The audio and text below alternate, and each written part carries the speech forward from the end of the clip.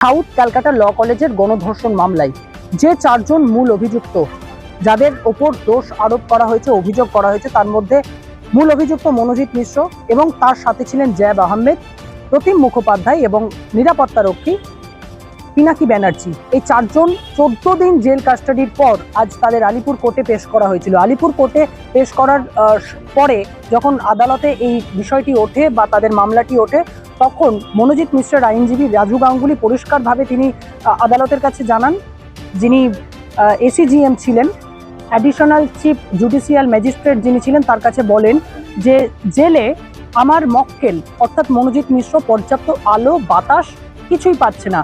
তার মক্কেলের জন্য পেন পেন্সিল খাতা প্রয়োজন, কারণ এখন জেল নয়, এখন এটি পরিবর্তন হয়ে সংশোধনাগার হয়ে গেছে, যার কারণে তিনি এই আবেদনগুলো করেন। এবং পর্যাপ্ত জল পাচ্ছে না, পানীয় জল পাচ্ছে না, খাবার পর্যাপ্ত নেই।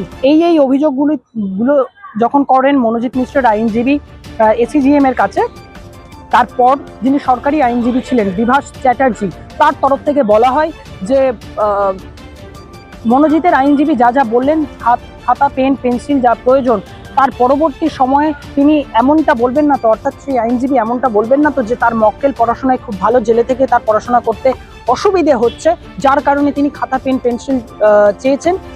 সঙ্গে সঙ্গে 2023 এবং 2024-এর যে দুটি পৃথক মামলা ছিল মনোজিৎ মিশ্রের বিরুদ্ধে, সেই দুটি পৃথক মামলায় কিন্তু জামিন হয়ে গেছে আজ মনোজিৎ মিশ্রের।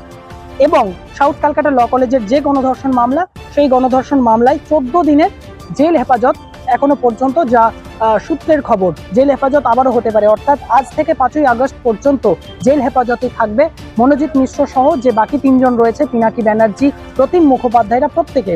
যে দুটি মামলায় কসবা ল কলেজে মূল অভিযুক্ত মনোজিৎ মিশ্রের বিরুদ্ধে আরও যে দুটি 2023 এবং 2024 সালে যে দুটি পৃথক মামলা ছিল, তার মধ্যে অবশ্যই কসবা 201/24 অর্থাৎ 2024 সালের একটি কেস, সেই কেসে আন্ডার সেকশন যেগুলি ছিল 341, 323, 427 এবং 114 আইপিসি, এই প্রত্যেকটি মামলা। এবং অপর যে মামলাটি ছিল 489/23 অর্থাৎ 2023 সালের একটি মামলা। যখন এই মামলার জামিন হয়, তখন সরকারি আইনজীবীর উদ্দেশ্যে এসিজিএম পরিষ্কারভাবে বলেন যে পুলিশ কি করছিলেন বা প্রশাসন কি করছিলেন, অর্থাৎ ভর্ৎসনার মুখে পড়তে হয় সরকারি আইনজীবীকে। সব মিলিয়ে আবারও এই 4 জনের 5 তারিখ পর্যন্ত জেল হেফাজত হলো। অন্যদিকে পিনাকি ব্যানার্জির যিনি আইনজীবী ছিলেন, তিনি আদালতে জানান যে তার মক্কেল কোনোভাবেই এই ঘটনার সাথে জড়িত নয়, তার মক্কেল তিনি কেবলমাত্র নিরাপত্তার জন্যই ছিলেন। অন্যদিকে সরকারি আইনজীবীর তরফ থেকে বলা হয় যে তিনি সেই সিকিউরিটি গার্ড বা নিরাপত্তারক্ষী পিনাকি ব্যানার্জি, তিনি যখন ঘটনা ঘটে, তিনি ঘটনা ঘটানোর জন্য নিরাপত্তা দিচ্ছিলেন। তার আইনজীবী একথা বলেছেন, তিনি বলেছেন যে ঘরে ঘটনা ঘটেছে সেই ঘরের বাইরে থেকে খিল এঁটে দিয়ে বাইরে গার্ড দিচ্ছিলেন ওই পিনাকি ব্যানার্জি।